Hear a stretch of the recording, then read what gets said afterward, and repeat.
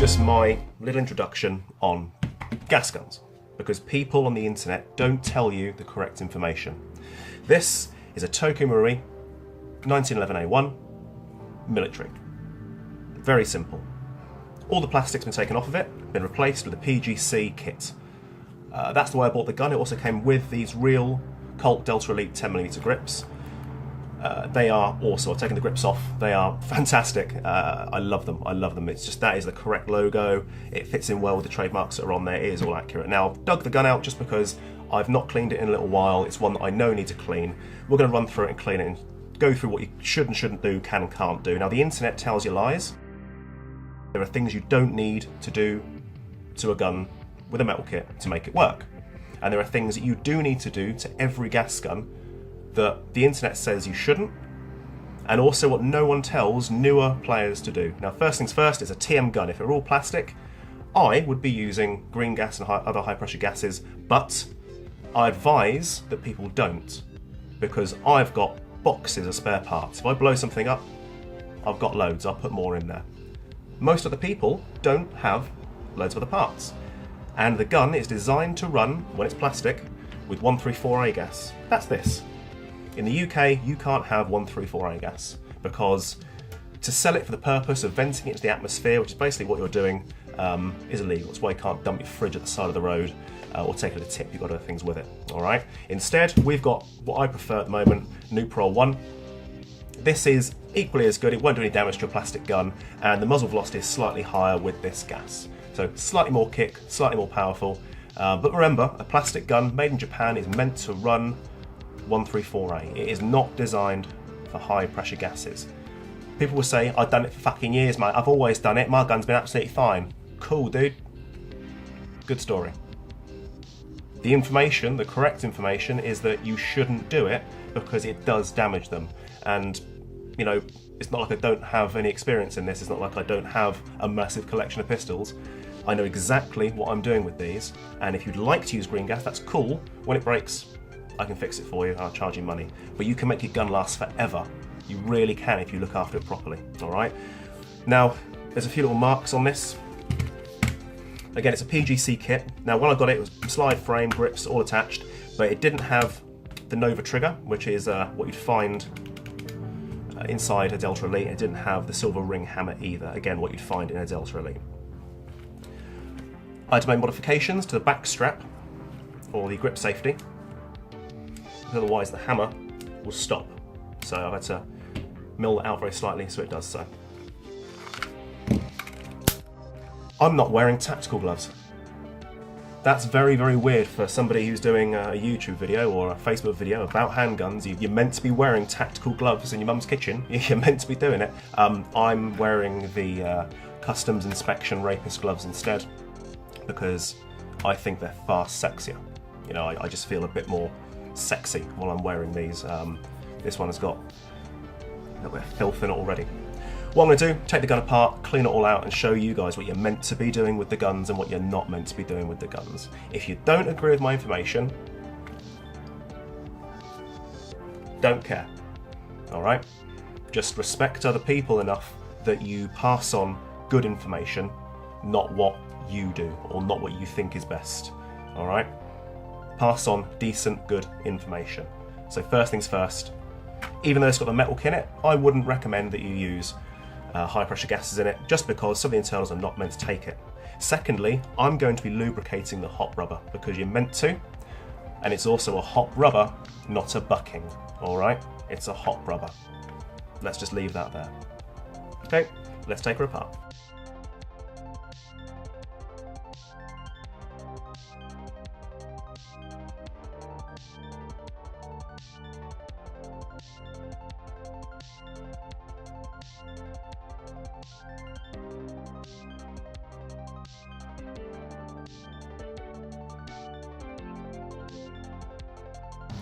You shouldn't need to take that piece out. You can just pop it out, and that's it. But there's no need at this point in time. All we're doing is lubricating. All right, that's the whole thing basically. Trigger sits in there. That's the whole thing. First thing I'm gonna do is scrub it out on the inside with silicone spray. Myth number one. You need to use grease inside a gas blowback pistol. Codswallop. Fucking nonsense. Absolute tosh. You do not need to at all. Not required. Silicone spray. As you can see, silicone spray. Pull the crust out. And this is a far deeper clean than you'd really need. Now, understand, if you've been using this in the dirt, in the grit, in the rain, anything at all, you will feel the grit and grime inside the gun. You will feel it. It won't feel pleasant when you pull the trigger. It will grind, it will be nasty. It will suck. You don't want that. So if you get dirt in it, it's like getting fucking crumbs in your bed. If that happens, you just can't get them out. There's no way you can get crumbs out of your bed if you drop your toast on your fucking tummy. Those crumbs are there forever. Same thing goes with these. It's very, very hard to get all the grit and all the nasty out the inside of one of these. That is clean as a whistle. That is all you need. Get the back strap as well, just for argument's sake. Okay? Done. Next, inside your slide, you've got this piece here. That is screwed in place as one tiny screw. I don't remove it because that screw is very fragile. If it breaks, this piece flaps around and you get jam problems. I didn't do the work on the inside of that slide. That's not something that I did. That should be a lot smoother, and if you do get any locking up issues, I don't like filing out the locking lugs that are on the slide. I'd much rather modify the outer barrel, but sadly the outer barrel did not get modified. Silicone spray.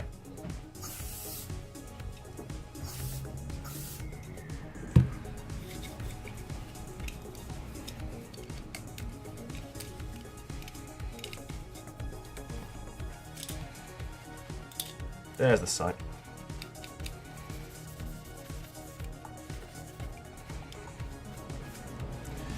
Now, the reason we're using silicone spray and not grease is because grease is thick. No matter what you use, whether you use LT2, whether you're using Teflon grease, anything at all, it makes things stick. It doesn't make it, it clogs it up. Any crust and crap you've got inside your gun, it doesn't help with. It does nothing to aid that. It actually makes things worse. You don't want to be using grease. You want to use silicone spray.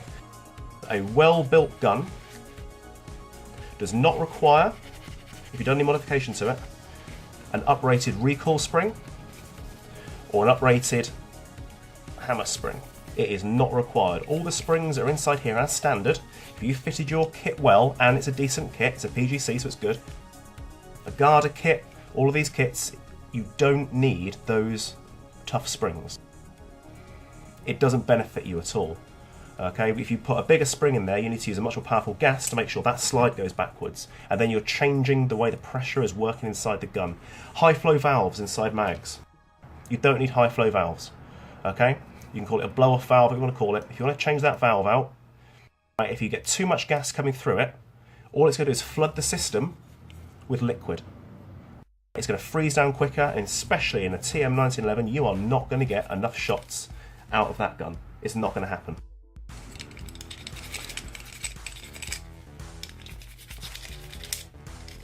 Now, the reason you would put a tougher hammer spring inside a gun is not to increase the power. Now, it does increase the power very, very, very slightly, but you'd never know. You know, you'd never see the difference of the 10 or 12 FPS that that's going to give you. The valve is either open and releasing gas, or it's closed. Now, if you're using high pressure gas, if you're using high flow valves, then you might want to use a tougher hammer spring, because if you're using something like Garda power up gas, the hammer spring that's inside here is enough to make the valve knocker, which is... where'd she go? The valve knocker, that is enough to push that forward and release the valve. If you're using high pressure gas, the pressure on the inside of the mag can be more than what you've got pushing that way. It's called using the correct gas for the gun. Again, no one tells you that. Light striking is an issue. Okay, Next up, silicone spray. That much. Just that much. Now I know there's no crust and nasty inside here because I don't skirmish my guns. I just don't do it. They are collector's pieces only. So that's it. You're going to make sure all the shit is out the runners. End of. Easy peasy. Make sure there's no crust and grease and shit on there. And then reassemble.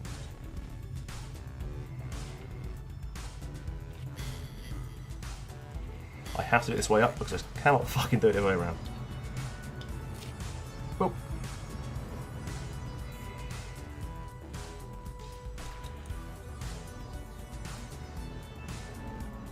As you can see, that is how that works. Yeah?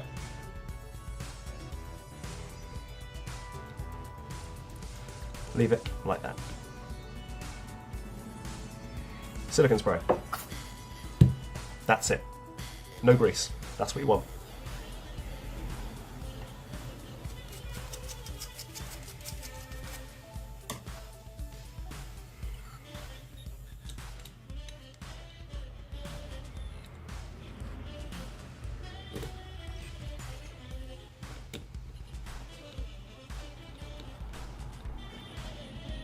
This may still move very slightly. It doesn't matter. This may also ride around a little bit, but that's okay because it's retained by a pin inside the frame. It won't ride around when it's doing that. Put the trigger back in. My favourite thing is to lose the trigger. It's just my favourite thing. I always forget to put the fucking trigger back in. Okay, trigger back in. Lovely. Might as well get the mag catch back in here as well.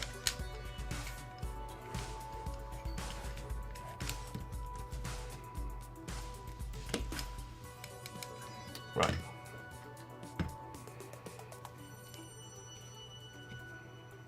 Little spring.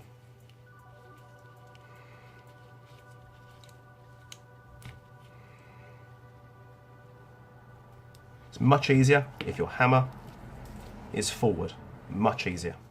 So make sure you hold that spring in place with your thumbnail.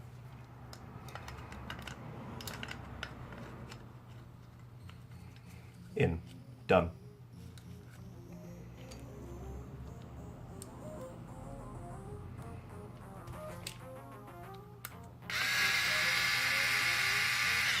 Don't put it all the way in yet. We want to do this first.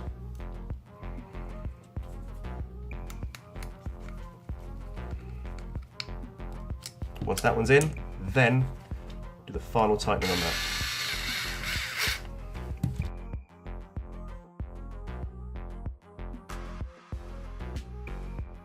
Disconnector.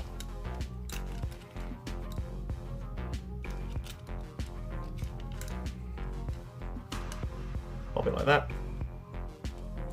Disconnector in. Thinner pin goes through the disconnector. And there it is. Now, the way the disconnector works, that slides up and down, and the right hand arm on the leaf spring pushes that forward. That is what then makes your hammer reset.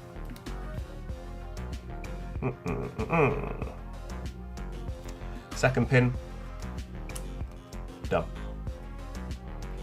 Now, here's where it gets interesting. Leaf spring just sits in there. You just sit it in. That's it. Easiest way I find, take that, make sure the hammer strut is inside the mainspring housing and make sure there's a little bit of pressure, like that. Then take your grip safety, that's a better view of how I've modified it. Pop it inside, like that. Apply pressure to the bottom, going upwards, and then put the pin in. Done. Okay, that will flap around a little bit, but that's okay. Grip it in, hammer back, safety. Put it in the safe position, tiny screwdriver, slide that up, release, down. Okay, there's your disconnect, lock in the hammer back. It won't do it properly, always, if you don't have that piece there. You'll get issues. This piece here is your valve knocker reset. When your hammer goes in, When your hammer goes in, you'll see that your valve knocker, which is up inside there, is sticking out. When the hammer goes back, it stays in place. When the slide goes back, it hits that one, like that, and it resets it. It also resets that one there. Easy. That's the whole frame done. Click. Slide. Guess what we're going to use? Silicone spray. There it is. Done.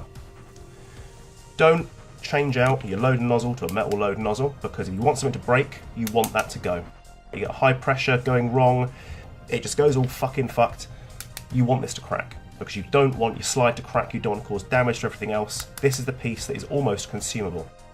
Just make sure that your flute valve on the inside is still springy.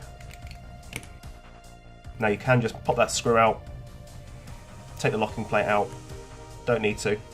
Silicone spray. Done. Pop it in an angle, slide it back. One end is tapered inwards. Okay, that is the end that you want at the back. And it goes. Here's where I'm gonna fucking struggle to get this sight in. I know I am.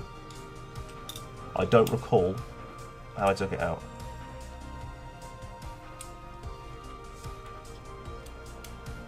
There it is. Make sure it's in place. Done. No, back how it comes. Wanker.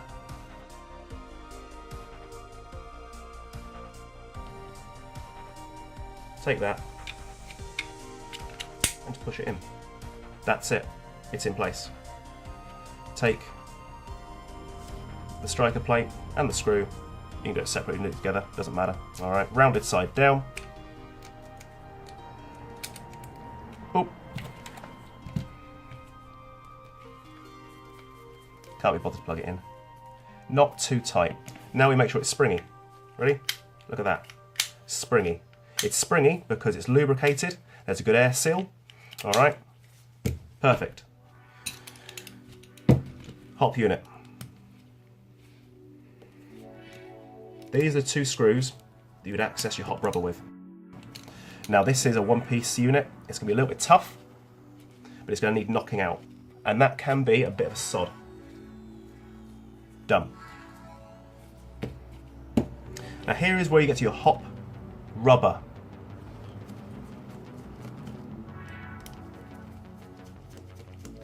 Two screws. Take off plate. Take out pressure arm. That's your adjustment dial, barrel, hop rubber. Alright, that is grim and nasty. Look at that. That is awful. Brand new hop rubber.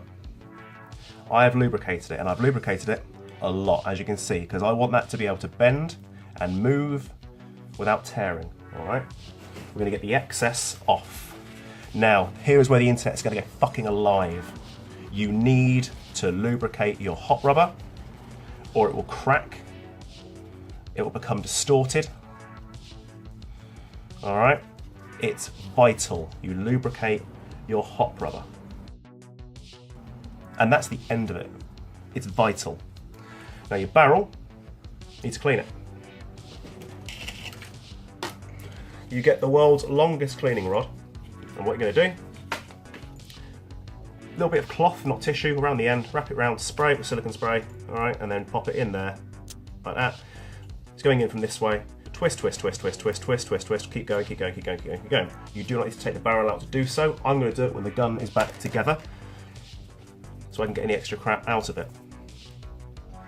This piece you don't need to lubricate, alright? I've got the excess off of the rubber, I don't need to lubricate that any further.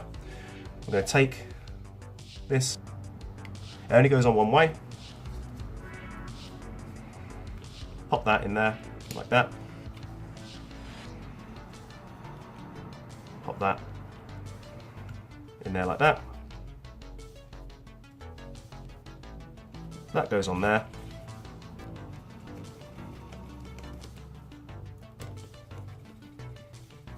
done, easy.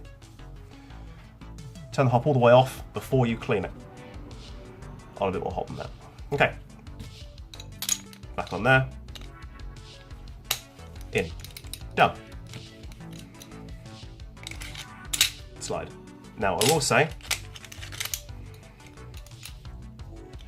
make sure there's some silicone spray on there. That's enough. But leave that in there. Dunsky.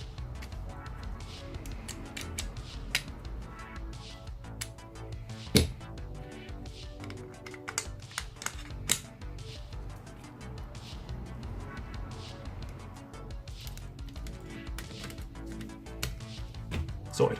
Make sure that moves. Easy. Slide back on. Now,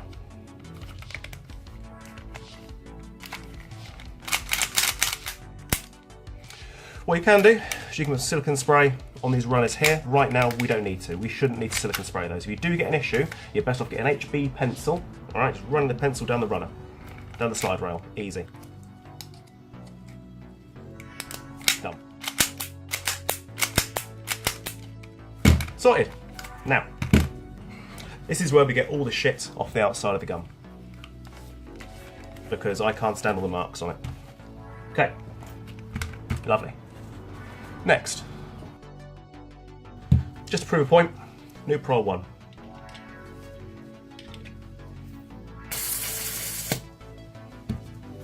Already full. This is, again, it's freezing. It's February. It's freezing. Look at that. It's a cold day. New Pro 1. 5, 6, 7, 8, 9, 10. 10 shots on new Pro 1. That is 2 more than you get out of a 1911 that's fully loaded with 1 in the chamber. So,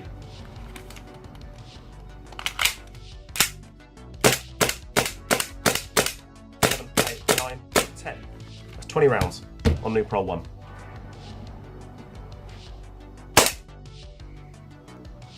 $289, $282, $279, $273, $267, $267, $261. But there you go. That is a complete takedown of a Tokyo Marui 1911, but within a very rare PGC kit. Garda does make a kit that is 10mm auto. They do make them. The Garda kit is very fucking good, but it's not quite as good as a PGC. The metal isn't as good quality. The trademarks don't stand out quite as well. And the edges aren't quite as sharp. It's just not quite as well made, but here's the difference between 120 quid and 250, 260 quid.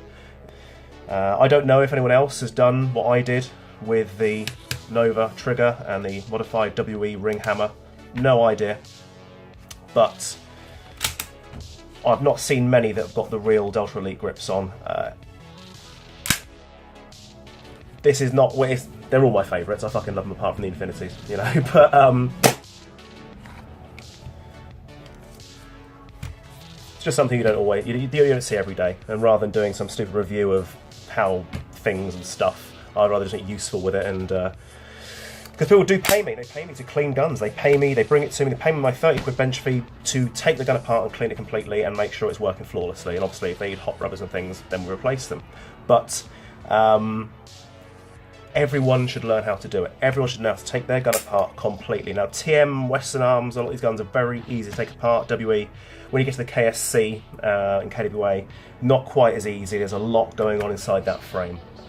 Lots of little tiny delicate springs and sears, and they're a fucking nightmare. If you ever go to like KSC or KWA, don't take the internals out because it's quite awful to work on, and it's very easy to lose and break things. But with a TM, it's wonderful. So there you have it.